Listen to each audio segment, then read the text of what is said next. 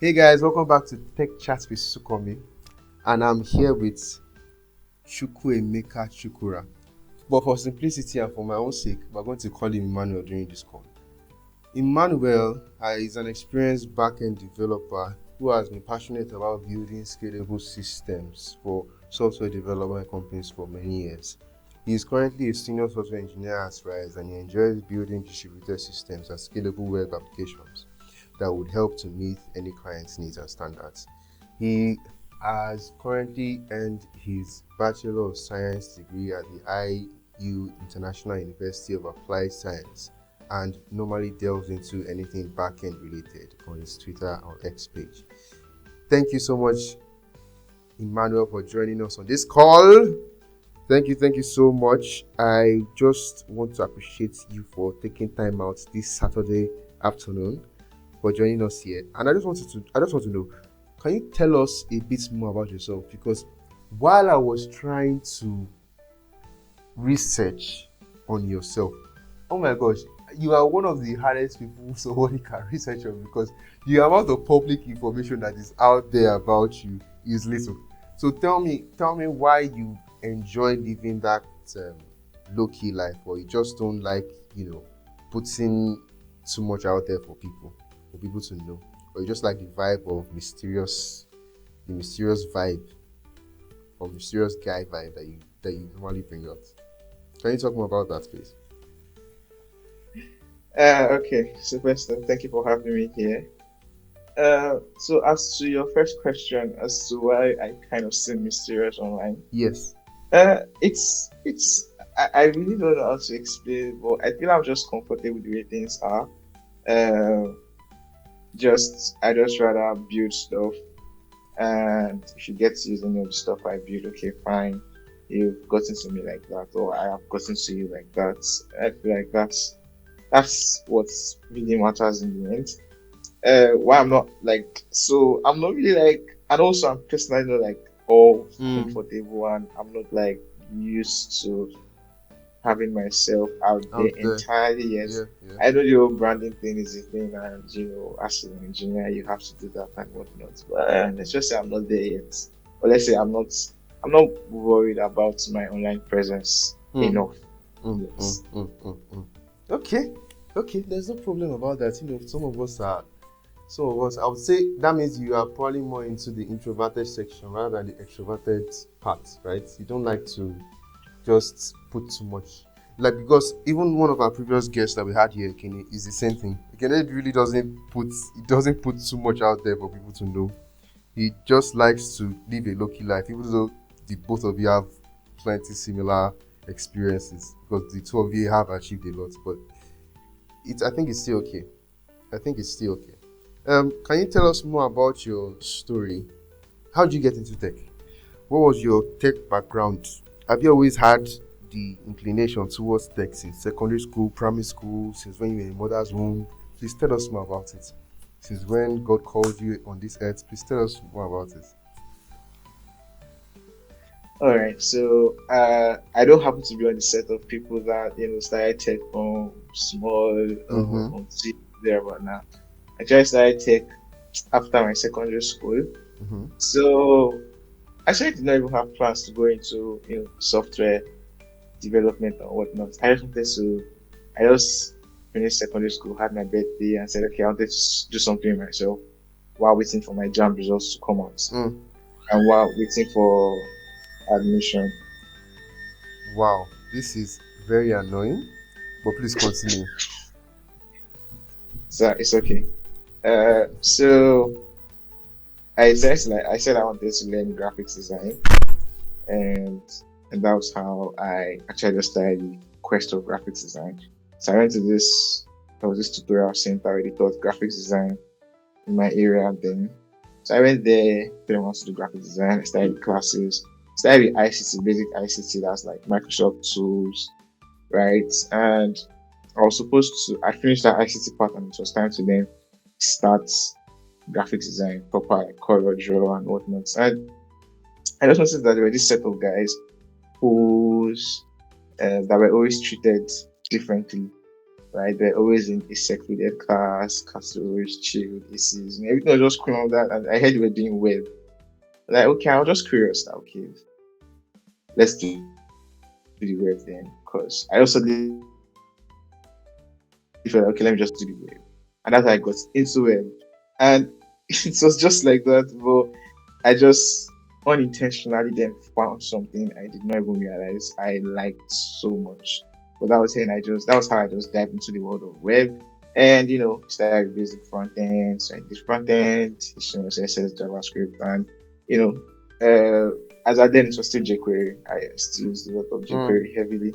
So mm. it was jQuery, Bootstrap, and the likes. And eventually, started to do some backend, PHP. And when I started backend, I could When be you say like, you, okay, you okay, you this just is decided to do some backend, but you said you started with HTML, CSS, and JavaScript. What led you now into backend? yeah. What now led you into backend? So, What created that oh spark? yeah, it was the same web class. The web class. They said, okay, it's just time to start some backend, right? And Mm-hmm. yeah, that's how backend started. They just brought the PHP guy that was teaching us PHP once in a while. But I figured out that I actually resonated a lot with backend sides more than front end sides. So I started to go deeper and deeper, like way ahead of class. So much, so far ahead of class, even before coming to the next class. So pretty much before I was done with my Boss. time at that bootcamp, I'd like gone pretty far in PHP. I need to also add that at that time when we were supposed to learn JavaScript, the JavaScript tutor left the bootcamp, so we had no JavaScript teacher. So I had to like learn JavaScript on my own while trying to do PHP in school as well. So I was simultaneously learning two languages at the same time. And those were my first set of languages ever.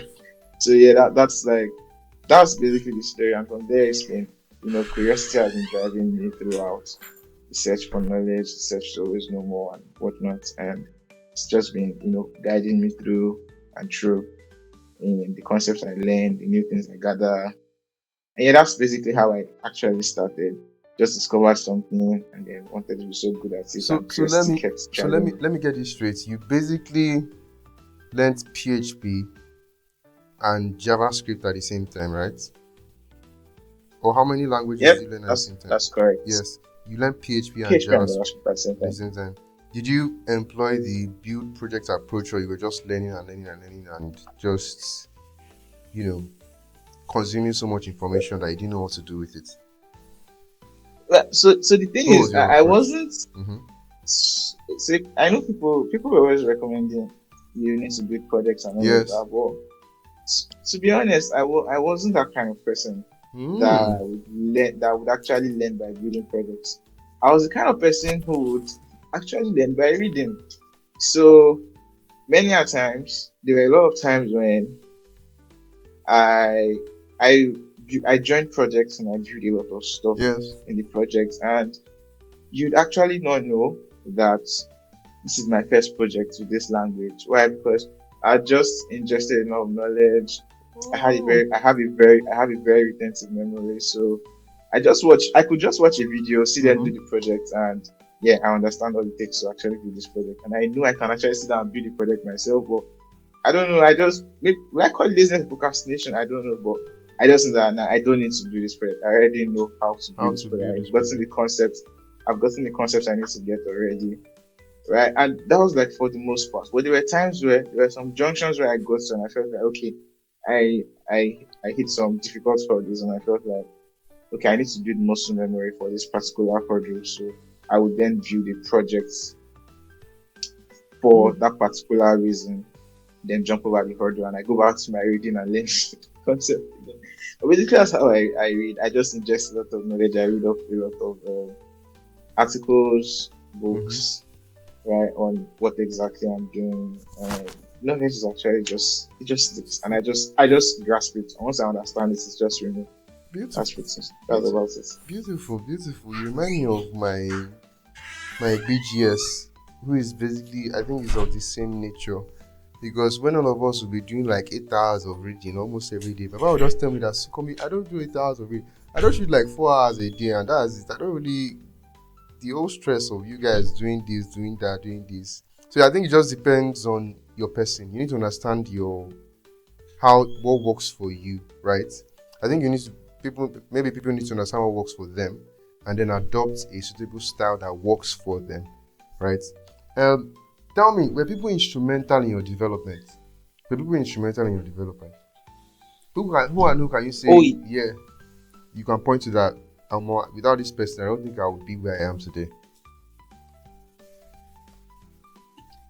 Or were so you a they have soul a man for lot. you? Just tell me. Just stop. No, I was a soul man, Like, were you just right? on your But own? nah, I wasn't on my own. You can hear me properly, Yes, right? I can hear you properly. Can you hear me properly? Yeah, yeah, I can hear you Okay, properly. okay, okay. Continue. So I wasn't a one man before. I wasn't an island. Yes. But what I would say is I actually drew a lot of strength from the community. Mm. So early days in Unilag, right? So during year one, I actually had done a lot of PHP, a lot of front end and back ends. At the time, I did not even know it was front. I just called them web development, and I was doing the front and the back and whatnot. Stuff like that was just what I called them then. But I already did a lot of stuff, and I actually did not realize how much I actually knew until I actually got to interact with the community, and I got to realize, oh, I actually know a lot of stuff, right? Mm. So I think the first thing is first that people that help the community in general, because they help me actually understand, they help me become more self-aware Mm-hmm. of my abilities, right? Mm. Because I was able to get, okay, yeah, I knew more stuff, right? Then working in particular with the community in general, especially Sadiq Yeah. Visitor. Yeah. Visitor is one person that I really attribute a lot of my growth to, and it's just simple.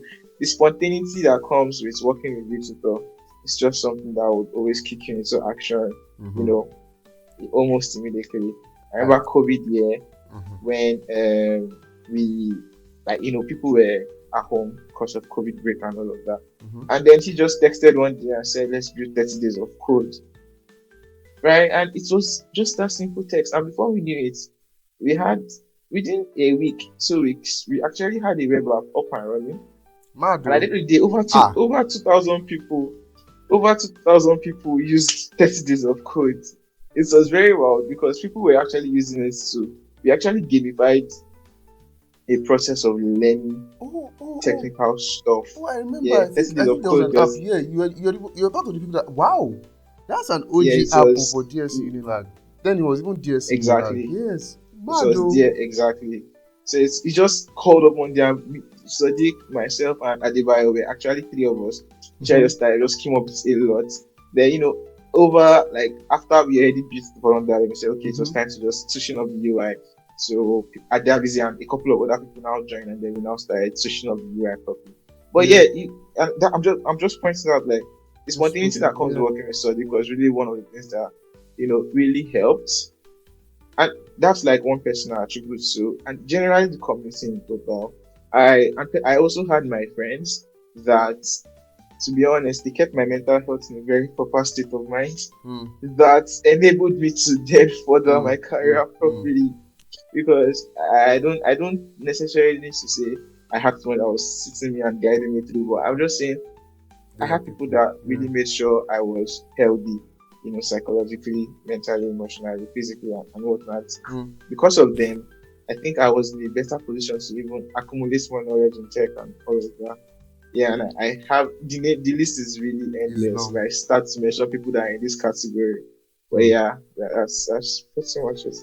That's good. That's good. I'm happy because I've also heard some stories of people that they didn't have anybody.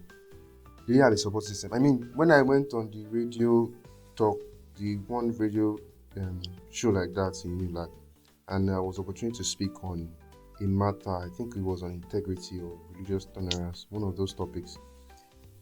The presenter always just asked us then that, what about those that don't actually have a support system and they still make it? Those that do not have people to encourage them or to guide them or to push them to be better, and they just have to find strength wherever they have to find strength from. and just push forward. Because there are obviously people like that. Yeah, there are people like that don't have that, and yet they still push through. So some of them might have a different opinion about the question if people were instrumental in their development. They might just say no, that I did it most of the things on my own. Just share grit and hard work, and I make sure that these things went. But I'm really happy to hear that a lot of people supported you through your growth to the points where you are currently in. Also, I noticed that in your LinkedIn, you put a stop date for the senior software engineer position as Rise, right? Is there, it's a December 2024. In a new year, maybe it's a mistake from LinkedIn, maybe it's a mistake from Emmanuel, we don't know. But do you want to shed more light on that, or should I just move to the next question? Do you want to shed more light? So I officially left Rise West. Hey, he has mentioned it.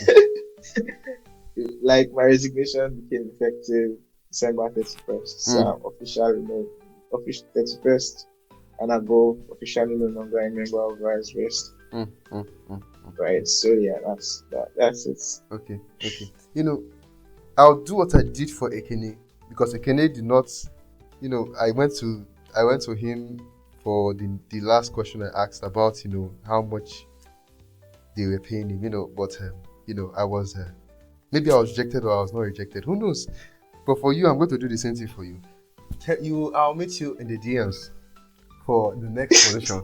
In the DMs. We'll meet in the DMs. Thank you so much. What were some of the biggest challenges you faced early on? And could you have avoided them if you had the chance to at that time?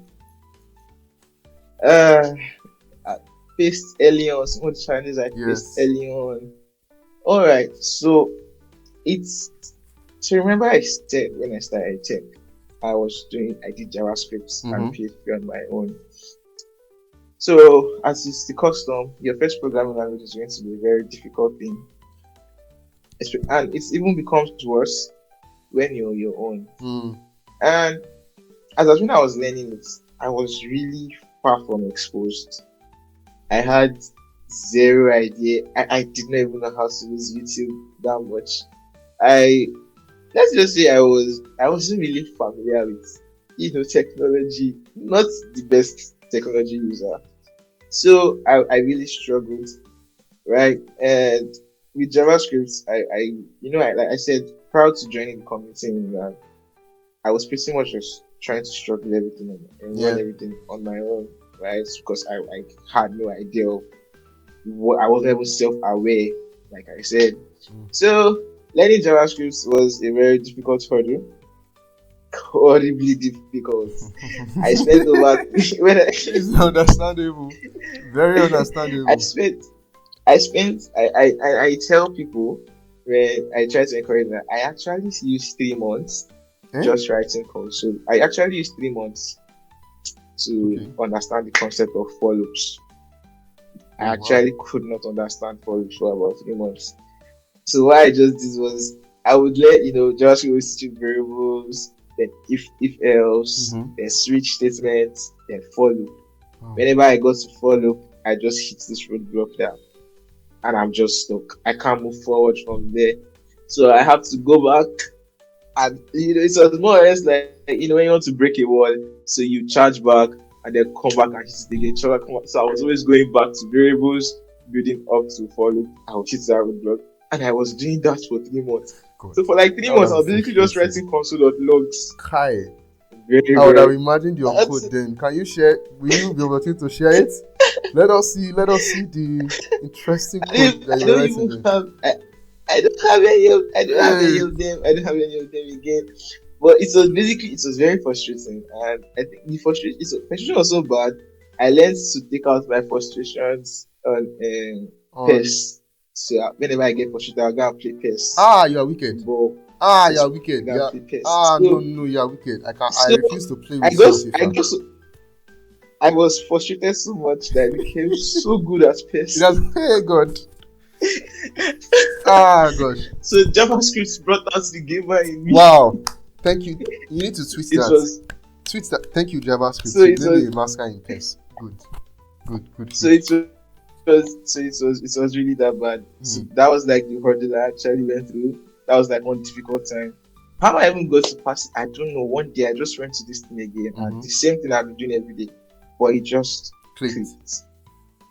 Yeah, Mm. and I think it just clicked, and ever since that moment it clicked, everything just continued clicking, moving on. So it's just been like that. I think people can So learn a yeah, lot from your that's story. Yeah, I think people can learn a lot from that. Like something some other people may pass through so easily, and you are having struggles with it. Don't give up. Just because your Mhm. own, let me even sound like motivational speaker now. Just because your own breakthrough has not happened does not mean that it is not going to happen. You still need to keep pushing Hmm. forward. Word, You need to keep word. pushing forward. If you don't, the truth is, the ant that is not lazy will not see sugar to eat in the kitchen. The ant, Hmm. that refuses to go and work, will not see food to eat in the summer. So you need to push hard. Hmm. You need to be stubborn. Hmm. You know, it's Word, lizard that word. used to find place inside your house. Lizard that used to work hard. You need to be like them. Work the very. You put insecticide, you put everything, but you still find rat in your house. You cannot be hardworking like them. You see, let me not dive into that motivational side. But on the more serious note, Don't bring out your inner Shakespeare. thank you, Abi. Let me know. But on the more serious note, like it's very good. It's very good that you are opening up to this, because many people will just assume that at your level, right, as a senior engineer, as senior backend engineer, right, as risers before, it's you just got there, through maybe my daddy knows somebody, my mommy knows somebody, or you were lucky enough that they just passed through your application. No, it was through a lot of blood, sweat, and tears. It was through a lot of hard work, and Real. nobody would have even imagined that you were even struggling at a point with follows for 3 months. 3 months, but the only difference is that you didn't just give up. You didn't just say, because I'm struggling with this, 1 day, 2 days, 1 week, 5 weeks, I should just give up or quit. So there needs to be a mentality of patience. There needs to be a mentality of perseverance till you actually get where you need to get to, no matter how long it takes. So I think everybody needs to learn from that. Okay. Do you want to add more challenges that you faced, or should I move on? I'll just, in case it comes up later again, let Yeah, me just just keep the remaining ones for okay. later. No problem, no problem. So what's that the funniest experience you've had with a client in the past? Because I'm pretty sure because from your experience here, I see that you've worked with a number of clients. You've worked with quite a number, apart from Risebeds. You've worked with Novia Networks, Coral, Syndicates, Zeal, Professional Services, etc. So tell me, what's that the funniest? Not the companies I've mentioned though. It might even be freelance ones. Don't come and abeg. The funniest experience you've had with a client. Ah, okay. So Hmm. I'm not going to mention the name of the company, Hey, but we're into it. I'm not We're going to into mention the it. name of this company. But there was this company. Hmm. I was working for them, as the backend engineer and all of that. This was 2020. So I was the backend engineer for them, doing stuff for them. And I just noticed this. I worked for them for just 3 months, September, and I quit in December.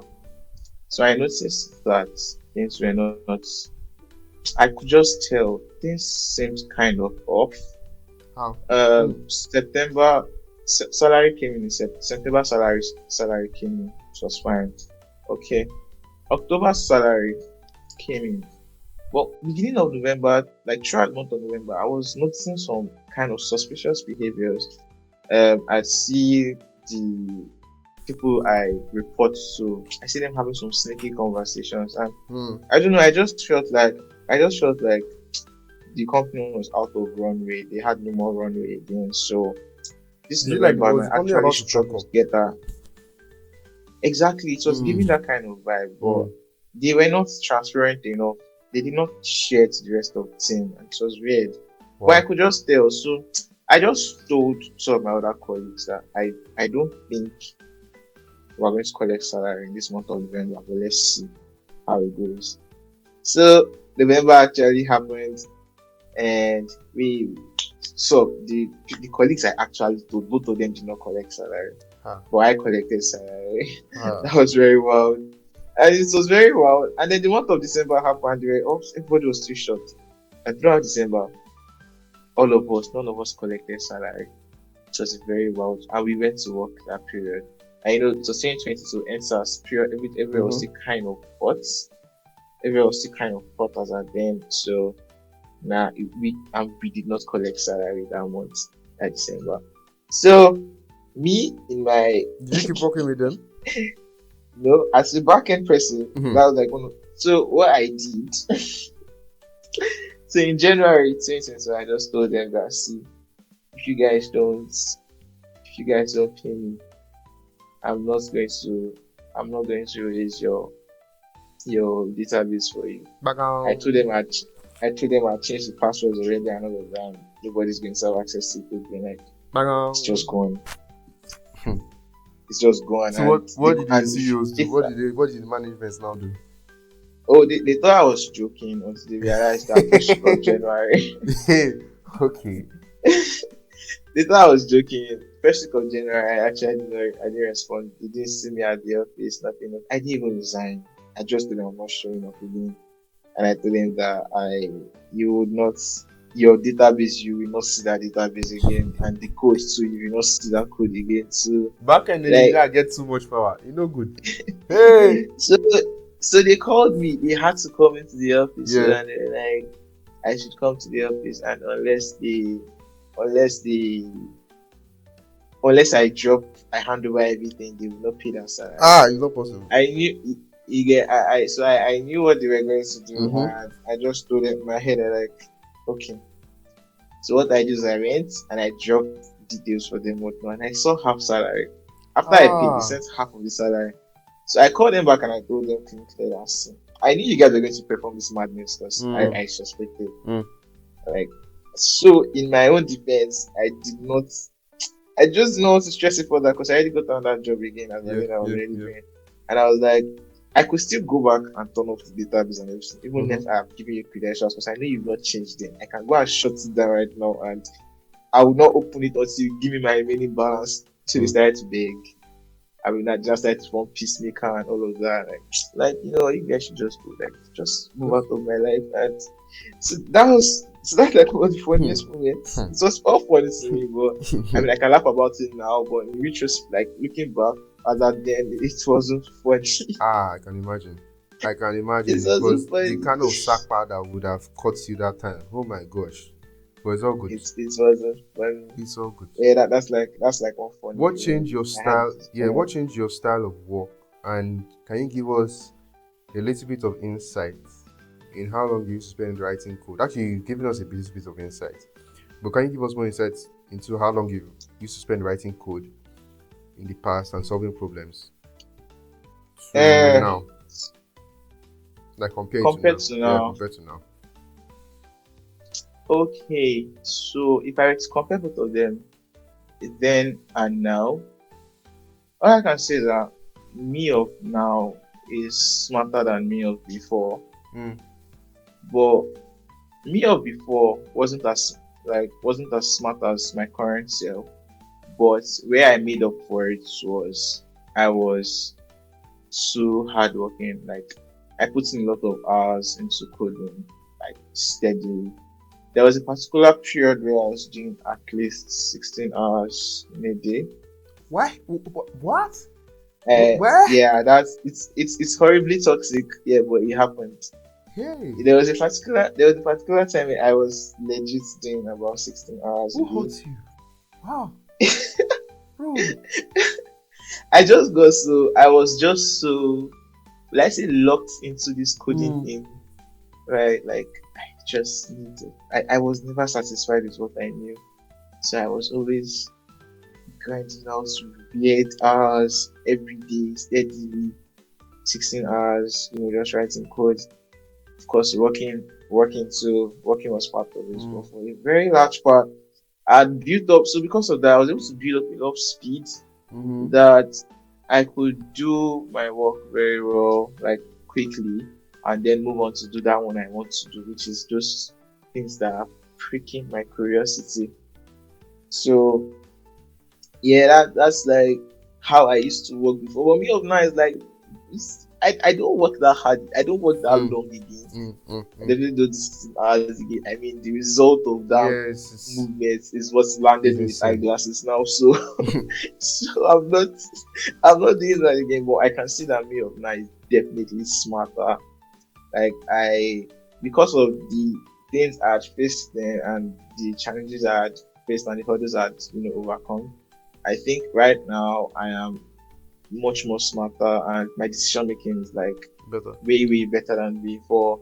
I still get stuck into my like the rabbit hole. My curiosity still gets pricked. I still get like books I still read and whatnot, even in this period, Mm. right? But the difference is, as opposed to then, you won't see me doing 16 hours in a day, but I would most likely still achieve what I'm supposed to achieve with 16 hours a day of back then.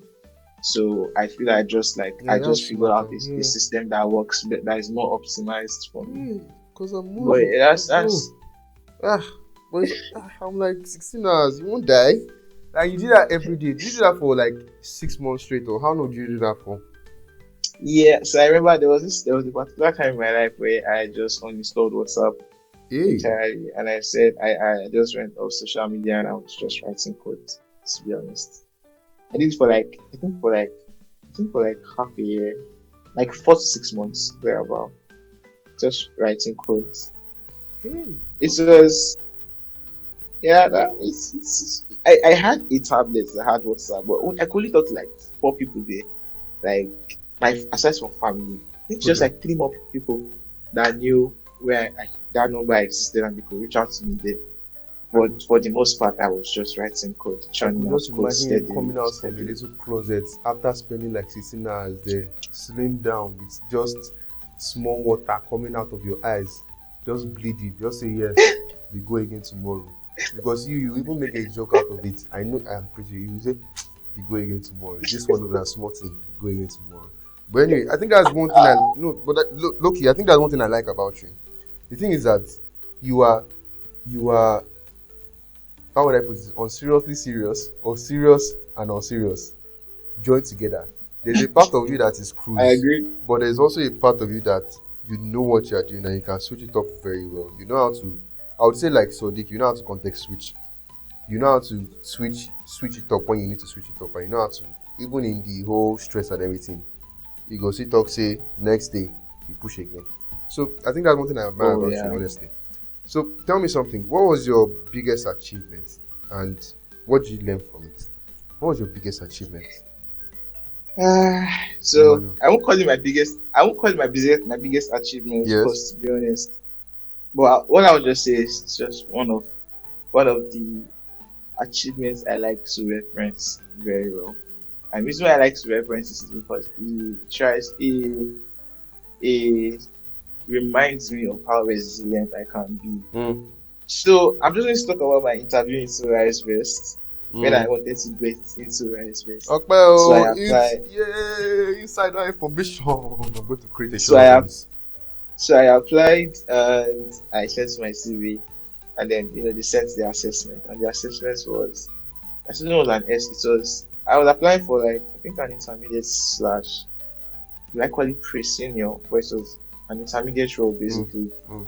right? And they gave me this SQL assessment and like a file of like many rows, and I was to try come up with a query that would aggregate that would um, perform a particular task, Mm-hmm.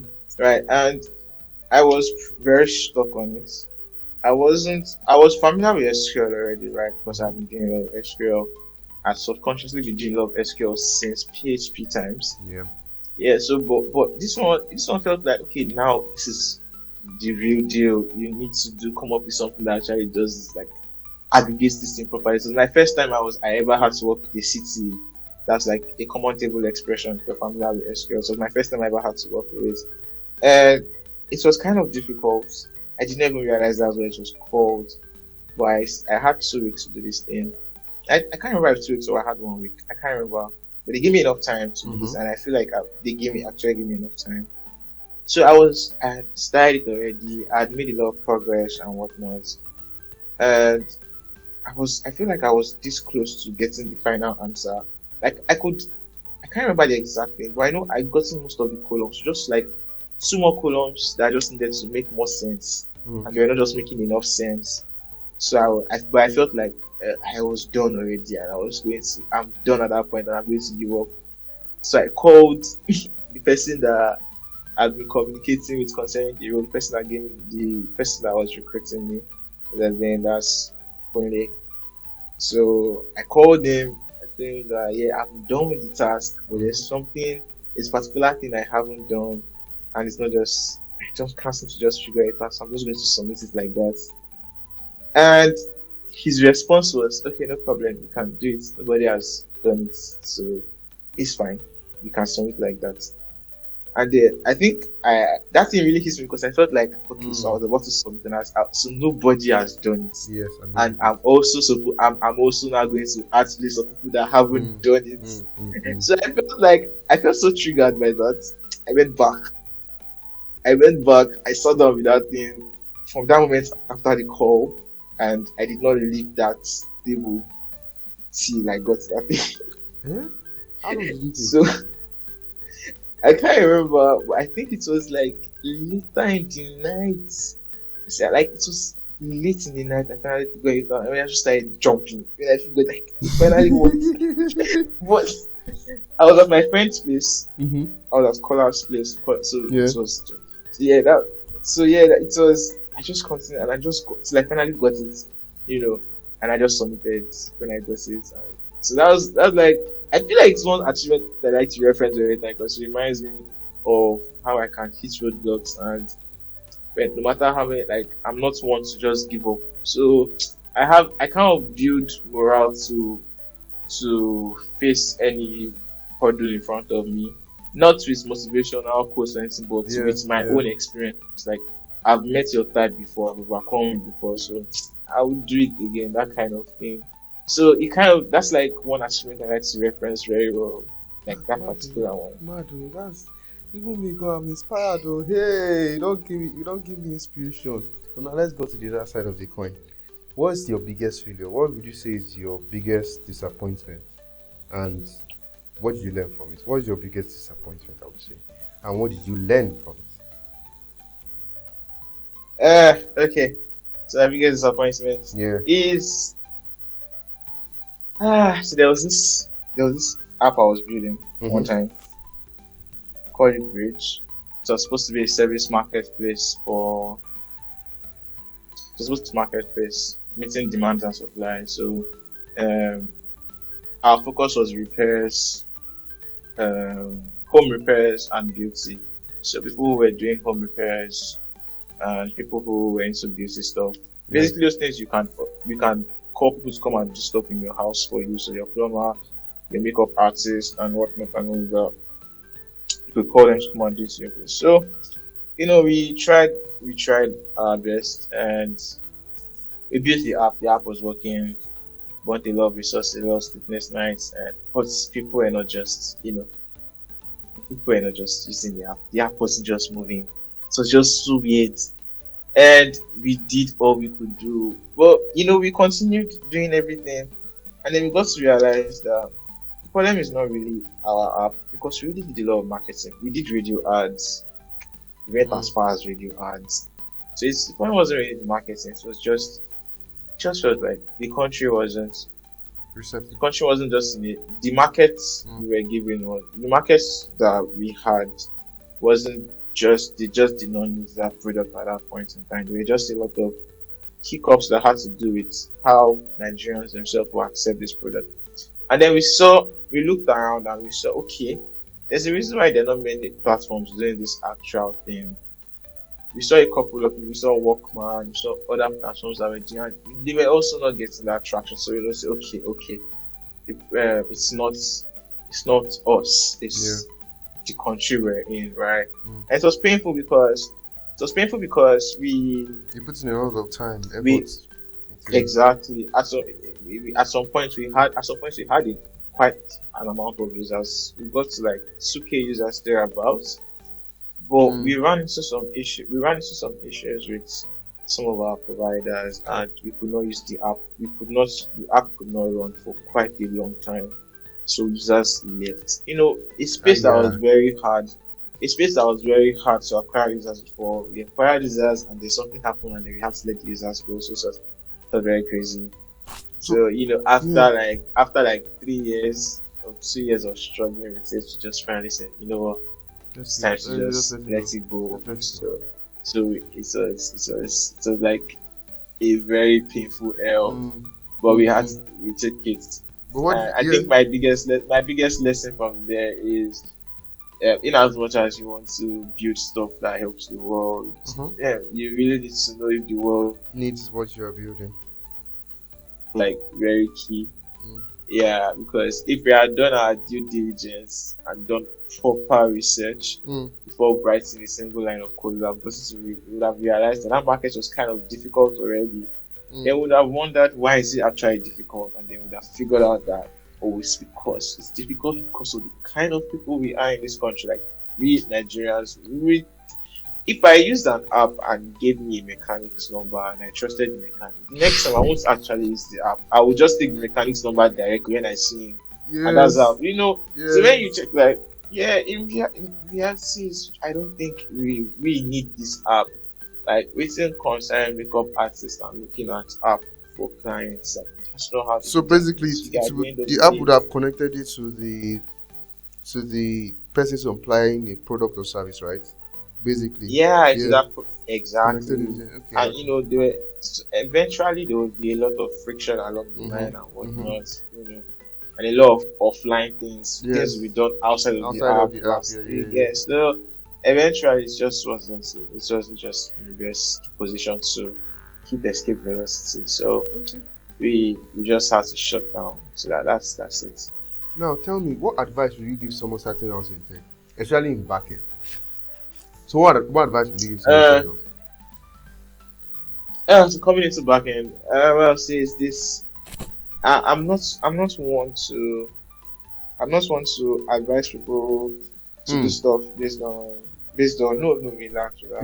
I'm not one to just I'm not one to tell people to do stuff based on money and all of that. But I Okay. can tell you for a fact that if you're I don't know, but I feel like It's to leave the trenches. if your goal if your goal is just to leave the trenches and Mhm. all of that, I don't know if you should be doing backend. I don't personally. I feel like Okay. personally Yeah. personally I feel like backend is just, or maybe because I'm so biased towards it because of how passionate I am Yeah. about it. But I just feel like if you're into backend, it's because you really love computers. You really love to know how computers work. You really love to do stuff with computers, and you're so curious that you want to know how actual systems that you use work. Mm. Then yeah, backend might suit you. And if for any chance you still say you want to still remain in backend, I'll just tell you that one of the things you would do yourself a favor by learning resilience very early, Yes. Very because not important. everything is not everything is going to come Smooth. Yeah. easily, and not everything will come at once. Some things come in pieces, right? And it might not make sense until you get all the pieces together, and then it makes sense. But you also need to be very resilient too. And don't I feel like you should well, if you and when you finally get that passion and you have the discipline and all of that, you should learn to resist the urge to enter into every rabbit hole you see. you know Yeah, that's a let beautiful your advice. sense of That's a very good advice. let's let's Yeah. let's your let's your sense Curiosity of and discernment, mm. Okay. yeah, let it be discerning. It's not every There are a lot of technologies in backend. One day, Go. today, Yeah. What to say? you can just see today now you can see someone talking about gRPC and it gets you interested. You want to delve into it and go deep and all of that. And gRPC in itself can be very deep. And then the next day you see someone talking about compilers and probably LLVM, Yeah. and then you start to go deep into it again the next day. And I get see scattered knowledge is still knowledge, so it's still Mm. very useful to you and all of that. Fine, but let's understand that, okay, this is not really what I should be doing right now. It's very useful knowledge, yes, so I can add it to my list of things I'm going to do later. But know what you need to do at this point right now, and just do it. Like, focus on the now. know what you need to know right now. Know the Mm. things you need to know. There's the concept of the known knowns, the known unknowns, the unknown knowns, and the unknown unknowns. So you need to get all those four things right. Right. Of course, you can't get the unknown unknowns because it's not. You can't possibly not know the things you don't know. Sorry for the people at the back. How? Sorry, Yeah. sorry to just cut you short there, boss. But for the people at the back, can you break it down for us that are non-philosophers, right? That can understand it better. What does unknown mean? And all those things, please. So, Mm-hmm. so no is basically saying I know the things I know. Mm-hmm. A known unknown is I know the things I don't know. Okay. Okay. You get, so when you use unknown known, Hmm. many other times you might not know the things you know, Wow. I am not. and also confused at all. and unknown unknown is Yes. basically you don't know the things you don't know. No matter Yes. what you just, it's going to be an unknown unknown. You get, so you should learn how to figure out the balance between all four. Oh, yeah. Know when you want to figure out the things you don't know. Know when you want to strengthen on the things you know. You get, know when you want to focus more on self-awareness. And know when you just want to explore the world, to figure out other stuff that exists out there.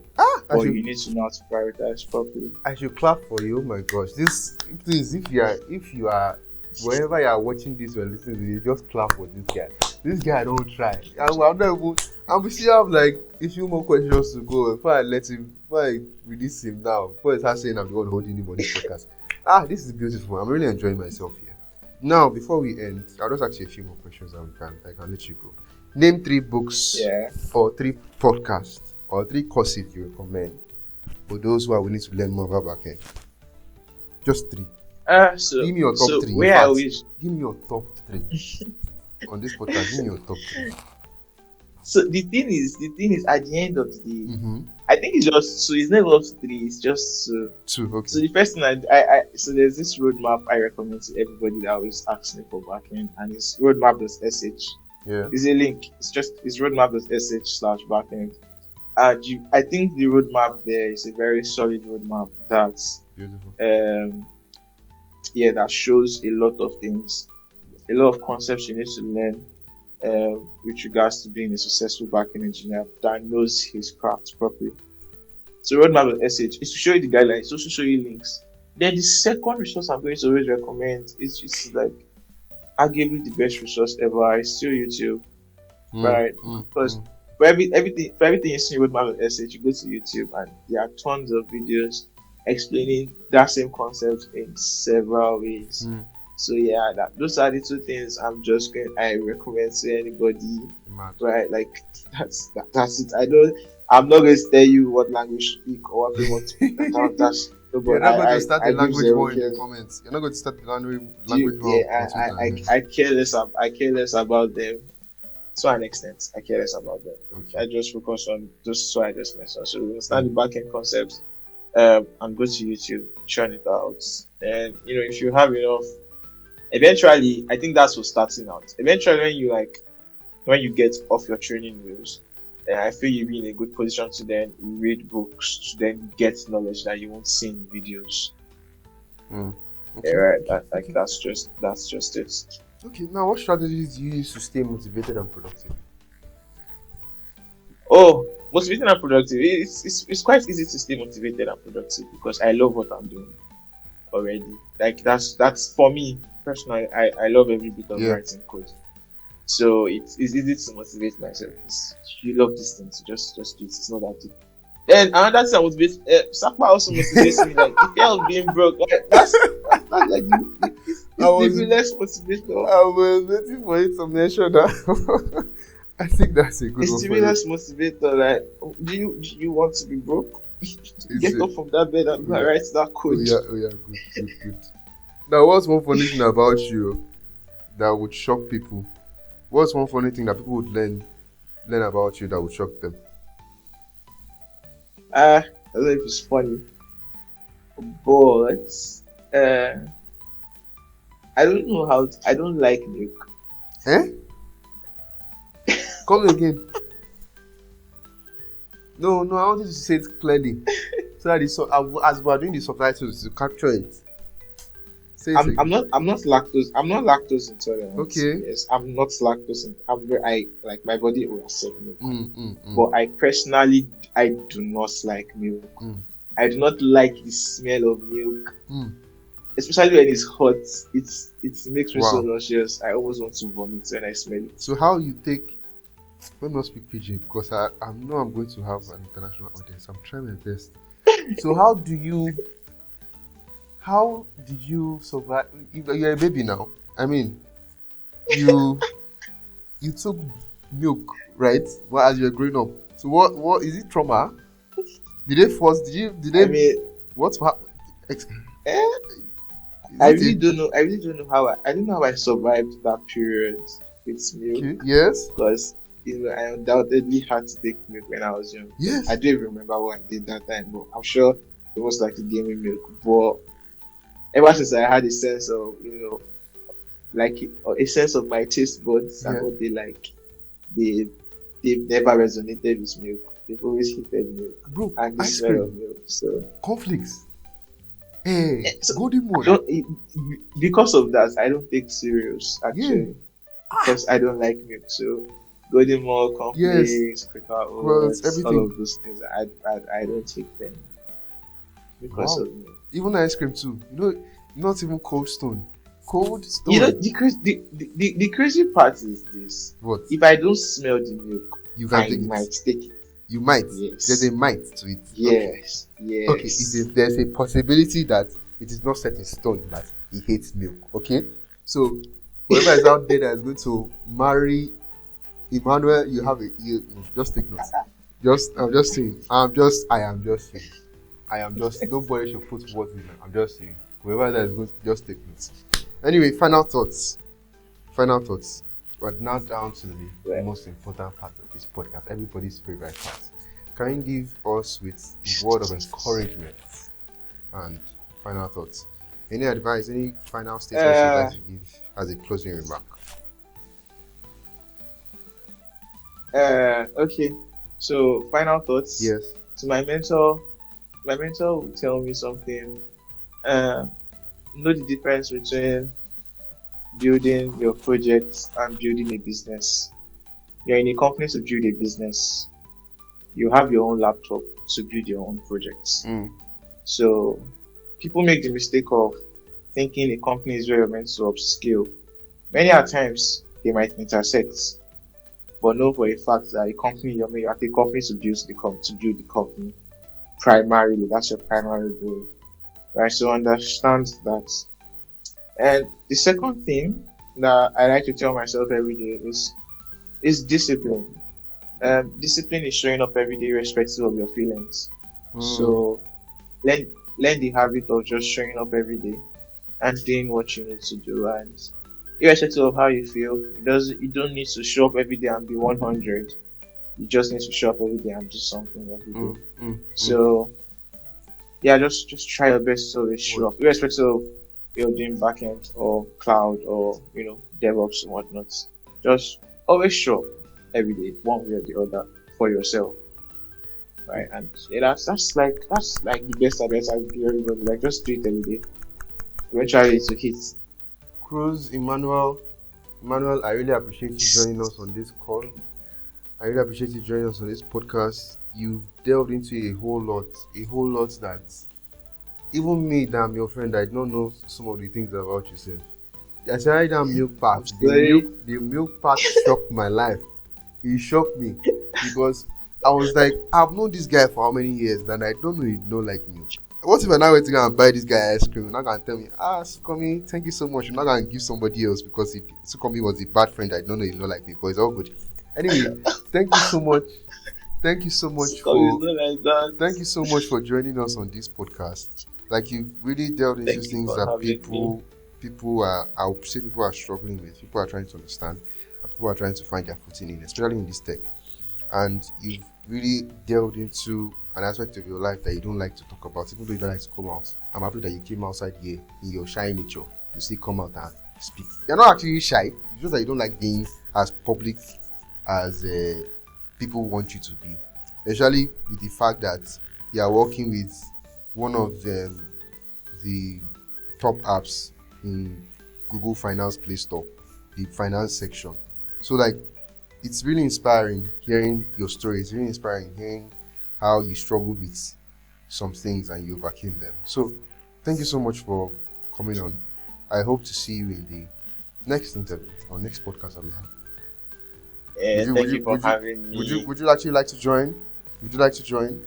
Also, Yeah, no problem. yeah. No. Also, Emmanuel is actually our first backend engineer here. So I'm very happy. No, Gifty Store is a backend engineer, but still it's for I would say it's still for developer relations because that's Visitor is a fraud. is hey, please. I'm not saying anything about He's an Gifty. imposter. Please, I want Gifty to come back. I'm not saying Gifty, if you are listening to this, I'm not saying anything bad. It's Cruz. Cruz can say anything about me. Come back, I beg. But really, I like that you're the first person we have that solely focused on backend engineering. I didn't even ask you what your favorite part of backend engineering was. But maybe on the next one I'll ask you. Or in the DMs, I would say. In the DMs. Can you see? In the DMs. Anyway, thank you so much, and I hope to see you in the next one. Bye, guys. I hope you have a wonderful day. Thank Bye. you for having me.